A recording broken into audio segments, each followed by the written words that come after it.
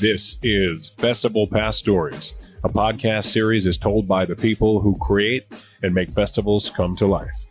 You will go behind the stage, kitchen, or studio door to hear the stories of passion and inspiration that started some of the world's most beloved festivals. Hear the startup stories and how an idea went from what if to what's next.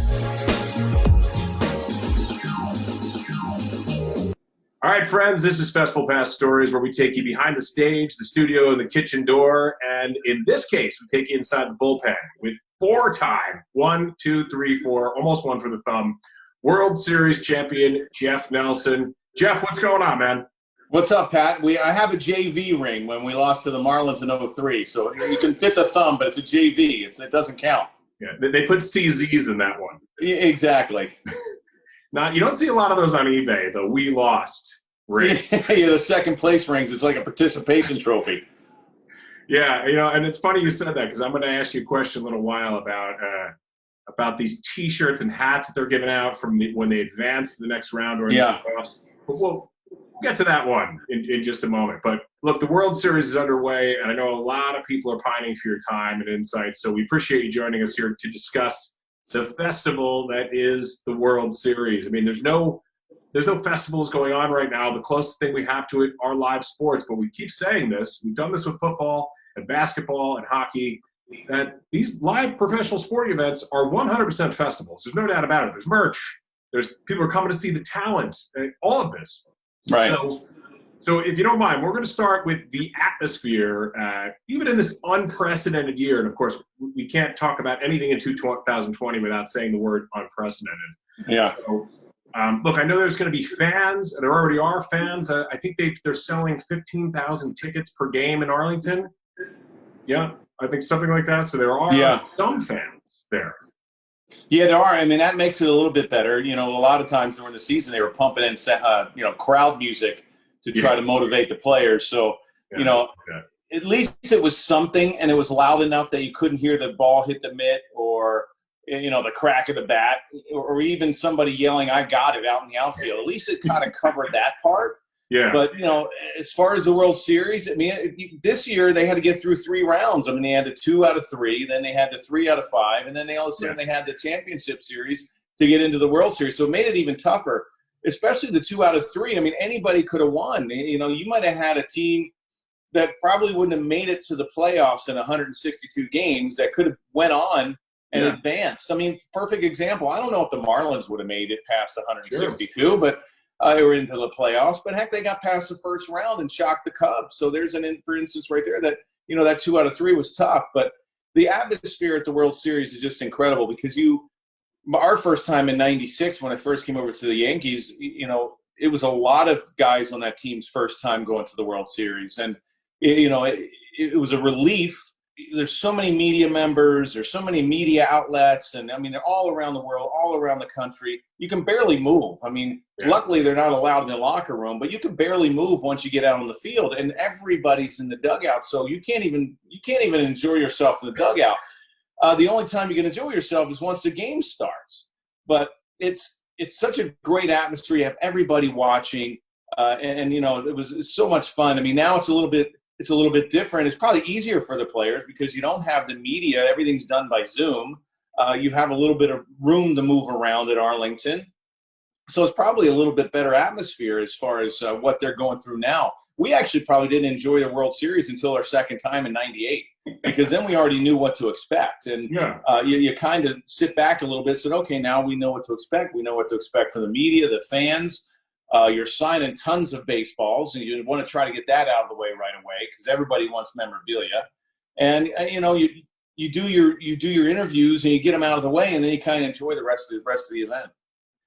And now, have you talked to any of your colleagues, any of your analyst colleagues who are down there, or any reporters who are covering the series in Arlington? And are they saying there's actually a buzz, or is it pretty it seems like it's pretty exciting down there. But yeah, the Rays, the station that I work with, Fox Sports South in Florida, they also do the Tampa Rays. So they're pretty excited, obviously, because the Rays are in the World Series. There's a buzz. They did send somebody out there. They have sent other media outlets out to Arlington to cover it. I mean, with 11,500, 15,000 fans, whatever they're allowing in, there's still a buzz. There's still fans, because they haven't been able to see baseball live the whole summer. They did see the NLCS, so fans got to see that a little bit.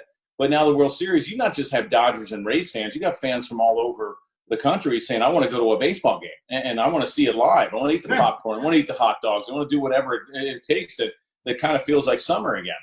I love that last night that guy caught a home run and he was so excited. His mitt, I don't know if you saw that. His mitt was on one hand. He caught it. He pulls the ball out of his mitt. And he goes, yeah! And his mitt flew off his hand onto the field. Yeah. So it was like a real moment. It was a real, like a legitimate, not canned, not pumped in crowd noise. It was a real fan moment at a real festival, we'll call it. And he was geeking out because he had his favorite activity. And then, of course, catching a baseball. Right. In World Series. Yeah, it's, it's probably not as loud as if you had a sellout crowd somewhere, but at least it's something. At least it's not crowd noise and, that has to be pumped in to try. And you, at least as a player, you get to look up in the stands. And I think there's some family members. A lot of the family members came out. And at least there's people you could point to. And, at least sometimes you could get booed by opposing fans. I mean, that's always nice, too. You can almost talk to them one-on-one. They're like, exactly. You're a bum, Nelson. You're like, hey, listen, Joe, I can see you. I'm going to find you in the parking lot after the game. Exactly. At least those things that you can see. They can't hide anywhere when they have like 50,000 in the stands. Yeah, it's like you hide behind your friend. It's like, here, exactly. There's Start pointing at the other guy. Yeah, it's that guy. Two sections over. I remember going to a regular season game in '96. Of course, the Yankees were dreadful, but then they really started to come around in the early '90s, and all of a sudden '94 was the strike-shortened season. '95, they get to the playoffs. Mattingly has the playoff series against your Seattle Mariners. Yeah, most incredible series ever. And I just remember being at a regular season game in '96, and we're like, here we are, we're back, it's happening. And the young stars on the team and all this stuff. The atmosphere for a regular season game in that old stadium was electric. I can't imagine, as you said, before game one, you guys were like, what is going on here? It was like, because it hadn't happened in so long, so it was so unique. Yeah, the fans in New York obviously were waiting for something to happen. They're always waiting for something to happen. If it doesn't, they'll let you know. Yeah. But it's the loudest outdoor stadium I've ever played in. I mean, you had to yell to the guy sitting next to you, and it's, I would hear stories that the upper deck would shake, when something good would happen with the Yankees. I mean, it was just, they were almost like afraid it was going to fall down.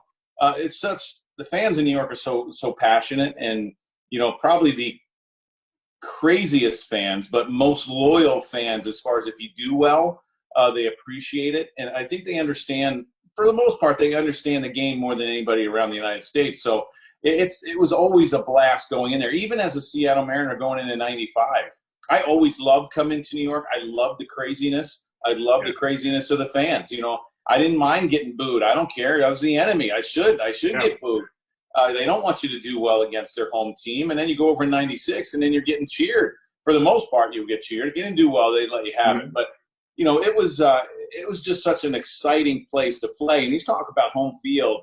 Home field advantage in New York was unlike anywhere. Yeah. Now, so speaking of coming over in '96 for your first year, sure, the fans are cheering you when you're coming out of the bullpen and you're putting some strikeouts up on the board. But did you get? I mean, not single-handedly. I know it's a team effort, and there's trades all the time. I get it. But when you came over from that huge crushing loss in '95, and then you come over to join the Yankees in '96. Mattingly's now gone. Tino's in town. It's a whole new era in New York. Was there a cold shoulder in spring training? Because still then it was like, I know now people are a little bit more buddy-buddy, but still then it was like, Yeah, not really, because they were like, okay, we finally have you on our side and we don't have to keep facing you. A lot of the guys I think Bernie Williams I might have hit like 4 or 5 times during the regular season before I was a Yankee. So you might go up to him and apologize a little bit, say, hey, listen, I didn't do it on purpose. I faced Paul O'Neill, Dale Straub, those guys all in '95.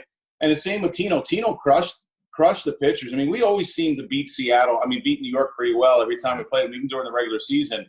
So it was nice just to be on that side, and I'm sure they liked it too. And, you were coming to a franchise with huge history and something that, it's unfortunate Mattingly wasn't there. I mean, Tino, they wound up the fans knowing that he was a great first baseman, and it took a while for them to adjust to this guy. I mean, they didn't know too much about him, but I knew that he was one of the better first basemen in the game. And knowing Mattingly, he's one of those guys that you always wanted to play with as a teammate. You know, I always played against him, but I wish I would have known what it was like to play with him. But unfortunately, he had to retire because of his back injuries and other injuries that once 96, he's probably kicking himself a little bit. He said, all I had to do was hang on one more year, and I probably could have got a World Series ring. Yeah, you know, Tiki Barber hangs on another year, he gets a Super Bowl ring, or maybe not. Maybe, who knows? You can't just say because the team won. You know, maybe in 95 they were a little bit too reliant on him. But it was clear that he had ice water in the veins. He's like, give me that moment. And he finally got that moment. And, man, he did not let anybody down. And how exciting it would have been if they could have advanced that year. But and I heard Tino telling some stories at an event one night about coming to the Yankees. And I don't think that he ended up buying Mattingly's house, but it was something like that. Like he was looking at, I think Mattingly was very helpful to him, or Mattingly's wife was very helpful to his wife when he moved into town. I don't know if you know anything about that. Yeah, he may have bought his house. I'm not sure. He might have bought his house.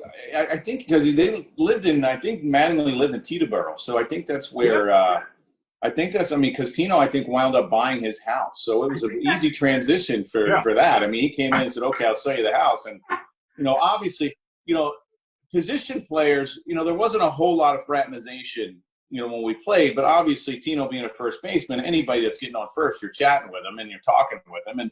And we played everybody the same amount of time. So, I mean, it wasn't like now that you're playing everybody in the division about 1,000 times a year. So then you're playing each team equally. So it was, you know, I'm sure they got to be good friends. And then once they, you know, were traded, I mean, Mattingly retired and Tino came in. It was like, hey, I got to sell my house. I'm not coming back here anymore. And Tino said, why not? I mean, he's going to be here a while. So probably an easy transition right there. Yeah. No broker fees either. Not bad. Yeah, exactly. I'm sure the agents the sports agents try to get in there. I'm sure. I'm sure. Try to get their cut somehow. any chance to get a fee. Well, you said the first baseman, and so you're intimate as a pitcher with the first baseman, but you also need to be intimate with the third baseman as well, which brings up a very interesting point, something very unique that you used to do on the mound. That you used to you'd fake to third and throw to first. And I don't ever remember any other pitchers may have tried that. That was your move. There's no doubt about that. And if they ever did have Dancing with the Stars Relief Pitchers Edition, that would be your dancing move. No doubt about that. There you go. I heard it was supposed to be on Quibi. It was supposed to come out this fall, but Quibi just ceased operations yesterday after spending $1.8 billion in 6 months. And the thing is, Jeffrey Katzenberg thing. I saw it this morning. I was like, wow, that thing is done already? Holy cow. They had some smart people behind that one. But anyway, what's the story behind the fake to third, throw to first? Well, mainly, you know, you try to steal an out. You're begging for an out. Sometimes you don't have your great stuff, and you're like, okay, first to third. And I always did it on a 3-2 count. And I wound up getting in a lot of 3-2 counts because I wanted to strike everybody out. So I got, I try to monkey around a little bit too much. But, you know, that was one of the moves. I think I might have tried it 100 times, only caught one guy. One guy was stupid enough to go. And, you know, I probably could have got more off of third because nobody ever tries to pick off at third base. Yeah. And I probably could have done more there. I even went up to our third baseman, whether it was Wade Boggs or whoever it was, and say, listen, let's have like a little play or something. If I lift my leg and these guys are off, I might be able to come over there. But, you know, it's like if you don't have a good grip on the ball, you know, I would do it. And, you know, if you're trying to beg for an out and say, okay, I can try to get out of this inning, because it always usually happens with 2 outs anyway. You try to just say, hey, okay, I'm begging right here. I might not be able to get this hitter out, but let me see if I can get the runner and catch him off. I mean, you get a few leaning, but I think I only caught one guy out of all those times. Yeah, I guess after a while, people are like, oh, this is Nellie's move. This is it. Yeah, as soon as I go over to third, they say, okay, you know he's coming back. Yeah. Because you have to do it quick, and the only way to get him is if the guy on first immediately runs as soon as you lift your leg. Otherwise, if they see you go over to third, you know, they're just going to go back. They're not going to do anything. And was Boggs down with the idea of maybe creating a play, or was he just like Probably not? He just said, you know what, just fake it and throw it to third, or throw it first, and just get the guy out the plate. I'm not running over there because those guys are usually playing back anyway. He says, you know what, this is too far to run for me. Well, when you came to the Yankees, let's just talk about facial hair for a moment, and I appreciate the compliments in advance for my pandemic. Yes, thank you very much. No, you don't need to say anymore. But when you got to the Yankees, of course, Mattingly had the mustache the year before, but then you come in, clean-shaven policy except for certain players. Why were you able to get away with the signature stash? Well, you could have the mustache. You couldn't have a beard, and you couldn't have a goatee. So their rule, and you also had to be clean-cut as far as your hair. You couldn't look like a hippie in the back and have the mullet. You could try to get away with a little bit, but I think they probably come and say, hey, you gotta cut a few inches off of that. But as long as your mustache didn't go below the size of your lip, you were good. I mean, I never shaved that thing. It took me since I was a baby to grow that. I mean, I was growing that ever since I was born. So it was a lot of people didn't even notice it. You know, when I shaved it off, I asked my kids, I said, hey, do you never know anything? You notice anything about Dad? They're looking at me like, no. I said, I shaved my mustache off. Oh, we didn't even notice. I said, well, nobody really noticed it anyway. Yeah, it was blonde. You were pretty much blonde. So, yeah. You know, light-haired. Me, I got this dark beard here. Yes. And I might go with a little Just for Men gel here in the okay. No one can tell. Yeah, you know what? I love that ad campaign. No one can tell. Just for Men gel. No, everybody can tell you're coloring your hair. Stop it. Give up. Exactly. I made a deal with my wife. She's like, I don't care if you go gray. You're just never coloring it. You're not allowed to. Yeah. And I was like, well, she's like, it's not happening. And now with this, I'm like, I can't color this. You're going to know immediately. I'm like, I'm owning the gray. I know, it's just a little bit right there. I can't even see the side. It's in the front. Right. Yeah, there's some in there. Yeah. Little Grateful Dead there, a little touch of gray. Yeah. Back to baseball. The mustaches are a big part of baseball. But 2020 was a shortened season, obviously, and everybody expected the Yankees to be the best team in the season. I think the predictions before the season started were there was a bet. I mean, now it's okay. We can talk about sports betting. It's in the mainstream and everything. But yeah, it was. I think the over/under on Yankee wins was 42. Yet the Rays were the ones that won 42 games. I think they were the best team from wire to wire. What kind of trouble is, and then they beat the Yankees, of course. Yeah. In a great 5-game series. But what kind of trouble is this young Rays team going to be for the Yankees and the Red Sox, and I guess the Blue Jays, if they still count, going forward? Well, I mean, the Rays, if you look, because of the shortened season, you're always going to say, oh, you know, the asterisks, right? Or some guys will say, okay, it's not 162. You didn't win 162. But these two teams that are in it now would probably have been in it anyway. You know, the Rays probably would have made the playoffs. Whether they would have won the East or not, they still would have been there. And the Dodgers definitely were one of the best teams in baseball, and they would have made it to the playoffs. So at least you have some decent teams that are in the World Series, not any kind of surprises. But the Yankees, you know, I think they're going to have to worry. The Rays aren't going away. I mean, they're what, a third of the payroll that the Yankees are. I think they're around 70, and maybe yeah, I think it's probably a third, and the Yankees are well over 200. You can't count out the Blue Jays either. The Blue Jays are a team. They made the playoffs, and maybe they wouldn't have made it in 162 games, but they have a lot of good young talent, and they're going to go spend money. They want to go and bring a championship back to Canada. Their last one was 93, and they want to get back and do that again. And they'll do everything they can to try to make that happen. So, if anything, the Yankees have two teams to worry about, and that's in the Rays and the Toronto Blue Jays. Yeah, that's true. See, I just always think of the Yankees. I mean, and the Red Sox, and the Rays. They're there. They're just like that nagging. Yeah. Like, the Rays. And yeah, the Blue Jays. Of course, I'm dismissing the Blue Jays and their playoff run is shortened season, but I guess we'll see going forward. Yeah. Another team. Speaking of surprises, or maybe not so much, a team that you know well. You cover them, the Marlins, and they were at one point nearly a cause for pausing the season. Your old teammate Jeter calls them out, calls them to the carpet, and says, guys, slap them into shape proverbially, and they made a run to the playoffs and even won playoff series. I mean, how can they harness that energy going into 2021? And is that something that the Braves obviously are here to stay? The Mets are on the rise. Yeah. There with the Mets. Is this a real deal with the Marlins? Yeah, it is. I don't know if they can withstand 162 games. They're probably one of the teams, I mean, you throw the Blue Jays in there of last year, that probably 162, they're not making the playoffs, because I don't think they were a good team for 60 games. Yeah. But they had a lot of good they had a good mix in their position players as far as good veterans and some good young players. But their pitching staff is probably the thing that's going to carry them. Their bullpen is decent, but their starting rotation, they have a lot of good young talent. They have good young talent coming up. And, I mean, Jeter knows that. I mean, we had good teams with the Yankees, but we had great pitching. We had great bullpens. And, teams with great pitching winds up winning anyway. Look at every team that wins the World Series. They have great pitching.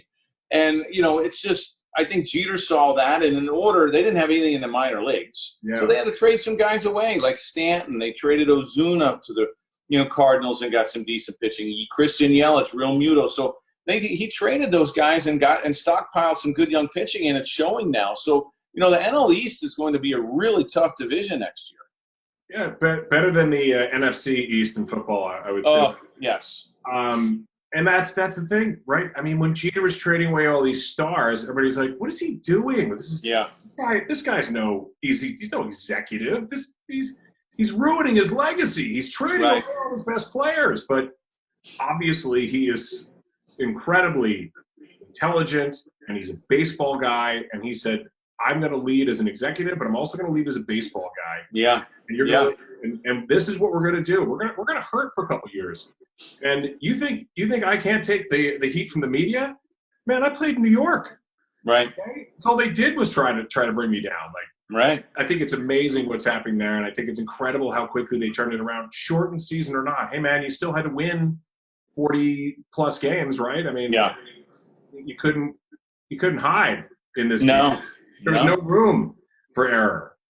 No, I mean, the Yankees are supposed to be the best team, and look where they were battling for 8th place, just to try to get in. So, that was disappointing in itself, because, they should have been one of the best teams, but they weren't. And you had some surprises. I mean, you had the Blue Jays, you had the Marlins, and, it just builds more confidence going forward for both of those teams. Now, the Rays will go out and spend money. You'll be interested to see what the Marlins do. I mean, they have some really good young pitching.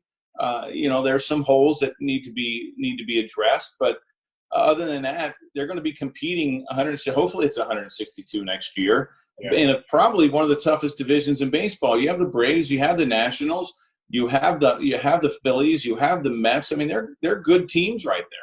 Speaking of good teams and surprise and everything else, I know it was a shortened season. They wanted to make it a big celebration and everything else. And at FestivalPass, we appreciate a good festival and a good celebration.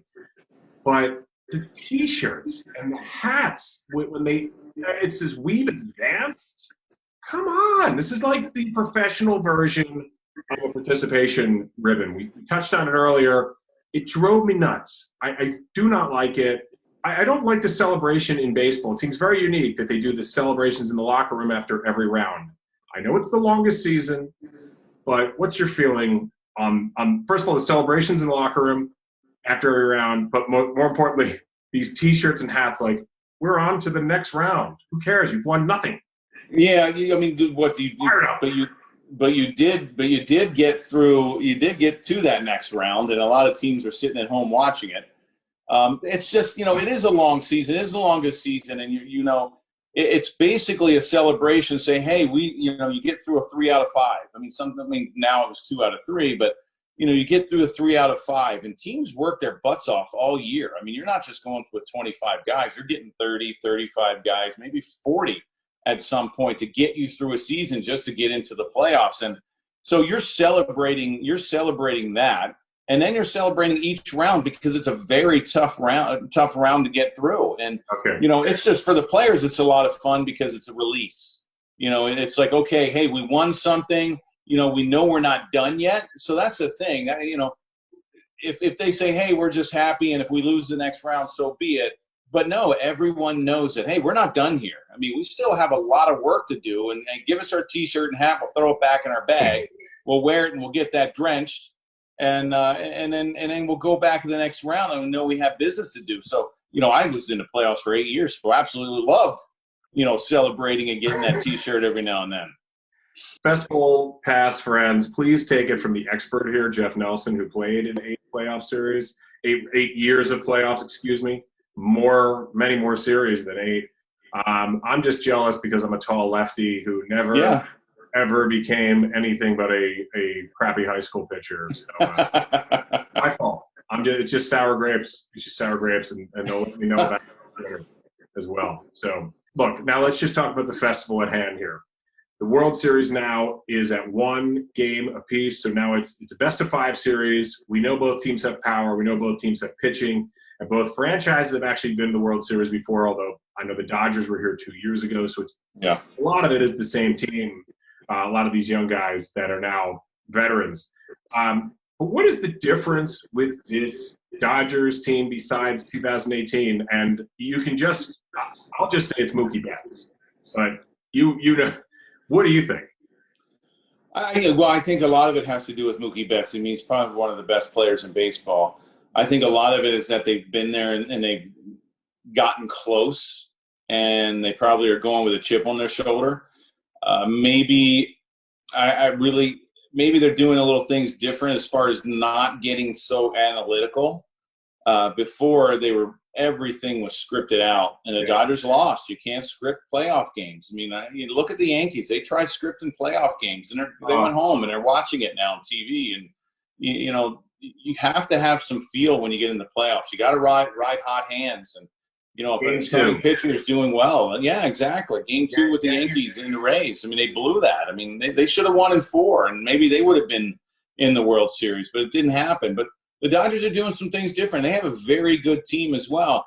It's going to be interesting after Game 3 because neither team has any starters after that. And the Dodgers can throw Urias, but the Rays will be going bullpen until they get to Game 6. I mean, their 4 and 5s are probably bullpen guys, and that's the most shocking to me is that you have.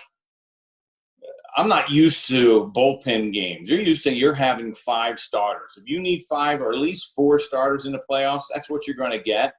And you have 3, and that's it. And, with Buehler tonight, he might go 4 or 5 innings. I mean, look at Snell last night or the night before in Game 2 in the World Series. I mean, he couldn't even go 5 innings, and, he had 88 pitches. It's like, okay, analytics says I need to go in and I get to take that guy out. Luckily, they won. But the Dodgers could easily come back. They've got a very strong offense. They were on their way back, yeah. Yeah. They still put 5 up, right? Yeah, exactly. 4 runs? 4 runs. And, so it's win by committee, or at least it's get to the next game by committee. Right. And hang on until our starters have can get a couple of days. Yeah. Because there hasn't been much rest in this series. The Yankees series and the Astros series after that, pretty much every night. There was only a day between the series. They had to start right back up. Right, exactly. They were playing 7 days in a row, and then I thought they were playing 7 days in a row this time, but they're actually they give them the day off. They play the 2 day off, and they'll play 3 day off. Kind of normal, like that day off would be a travel day. So it's not a travel day. It's a stick around and rest day, and probably work out at the stadium. But at least that helps a little bit. So speaking of sticking around the stadium, rest day, no travel day. Now. This is my theory. If it's been out there, whatever. Do you think MLB is, besides this being COVID, I know they have to do this sort of sequestering because they don't want people traveling to all these different cities. However, do you think that somebody at MLB right now is saying, let's really look at the ratings for this. Let's look at how the experience goes for the teams and the few fans that are there who have traveled in for that. And are they testing out this idea of potentially doing something like a Super Bowl, neutral site for the World Series? I know that if I'm a Yankee fan, I would be excited to travel to it, and I think other fans would. I've never really gone to an All-Star game, but I would like to go to an All-Star game one day. I travel to that, but if my team was in the World Series and the series is happening down in Miami, for instance, in November, yeah, I'm traveling. I know it takes away home field advantage, but what a festival, right? We're on FestivalPass Stories here, so let's bring it back to the festival environment. If the Super Bowl is a festival for a week, the World Series would be the same kind of thing, and I think it'd be a big moneymaker for MLB as well. What do you think? Possibly. The only thing is you're taking away the gate from the teams, as far as, I mean, even though you're not, I'm not saying the gate, like the food and beverage, you play so long and you play for home field advantage. You know, you want that home field advantage. And really during the regular season, even when you get in the playoffs, no matter winners or losses, it doesn't matter. I mean, because you're playing in the same venue. You're just switching home or away.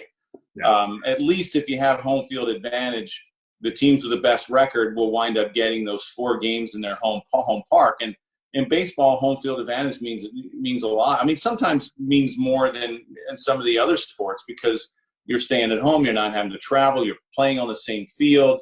I think it's a good concept now as far as having a bubble and keeping everybody healthy. But as far as going forward, you're taking that away from the city. You're taking that away from the hometown. So you're also taking, I think, away from the players because now they're out in Texas, and you know, some people can't afford to fly out, get a hotel room, and spend $500-600. I saw. I mean, they're going for some outrageous prices these games. I figured as soon as I heard they were going to be 15,000 tickets or whatever, I was like, these will be in the secondary market in minutes. Oh yeah, you can you probably only afford 2. I mean, you were on the 2 market, the $30,000. Go out there for $30,000.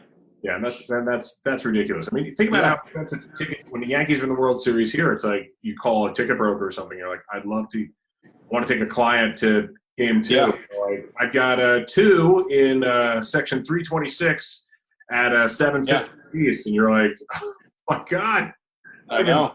Fun, man. I just think that it could be something fun for them to test out. And I mean, they're trying all sorts of new things now with baseball to try to bring more fans back to the game, and who knows, maybe going forward, just play. Humor me for a second on this one. Let's say there's like almost like a selection like they do at the World Cup, and they're like, and next year's World Series site is, they reach into the fishbowl, right, Pittsburgh, and it's like, what a win for Pittsburgh that is. Their team probably not going to be in the series, but same with football, right? It's like every home team, you've got a chance. Like that Super Bowl is going to be in LA in a couple of years. You've got 2 opportunities. Both LA teams are going to have an opportunity to fight that season to try to get a home game. How cool would that be if it moved around every year, or they just like did warm weather cities for first couple of years? You know, Miami, LA, Arlington, it's working well. I don't know. I just. Oh, it'd be great for the economy. Absolutely. I mean, it'd be great for the economy. I mean, no matter where you go. But then that's the whole. I think that's the whole. Like, if somebody like Pittsburgh got it, all the players are saying it's going to be freezing cold in October if we go to Pittsburgh. We'd rather go somewhere warm. But you know, I think it. Yeah, I just think, you know, football is easy because home field advantage is a huge deal for these football teams, and you want to go to a warm weather spot because that draws more fans. You don't want to go to Green Bay and sit in 20-degree weather and at the end of February and watch a Super Bowl. You want to go to warm weather where it's a nice time the whole week.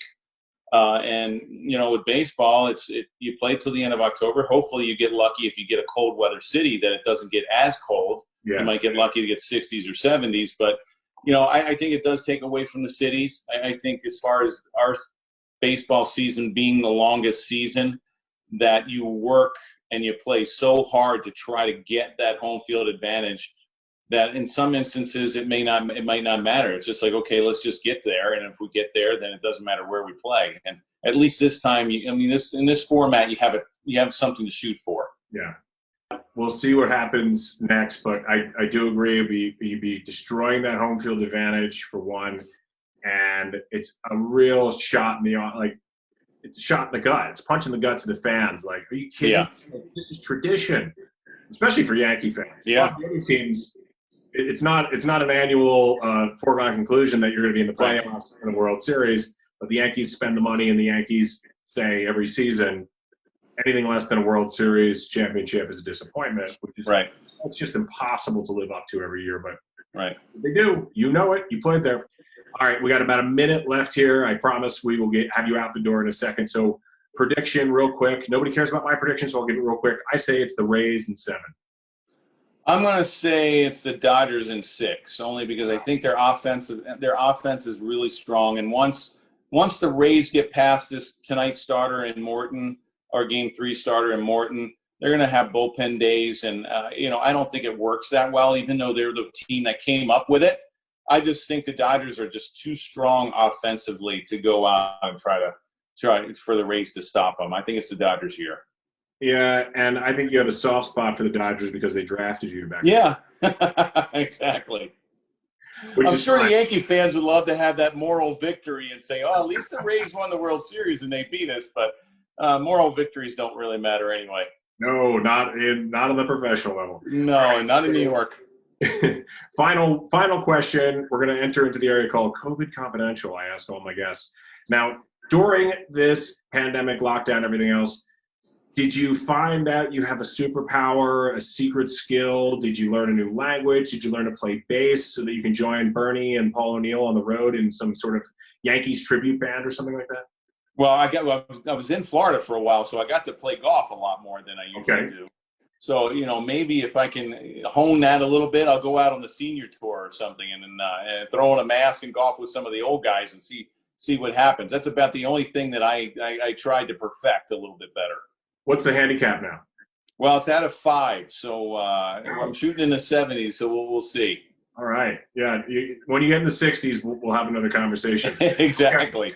All right, folks, I'm going to relieve the reliever now from his duties here. Jeff Nelson, a.k.a. Nellie, as he's known amongst Yankee fans and people who love him as a player and now an analyst with the Marlins. Jeff, how can we find you on the social medias and so on? Well, I'm at NYNelly43 on Twitter, and, I do a podcast for the New York Post, so we do that every now and then, and I also do some Yes Network stuff. So, every once in a while, I'll tweet out whenever I'm doing something, so everybody will figure it out. At NYNelly43, check him out, and we will see you guys next time on FestivalPass Stories. Thanks a lot, Nellie. Thanks, Pat. This is FestivalPass Stories, a podcast series is told by the people who create and make festivals come to life. You will go behind the stage, kitchen, or studio door to hear the stories of passion and inspiration that started some of the world's most beloved festivals. Hear the startup stories and how an idea went from what if to what's next.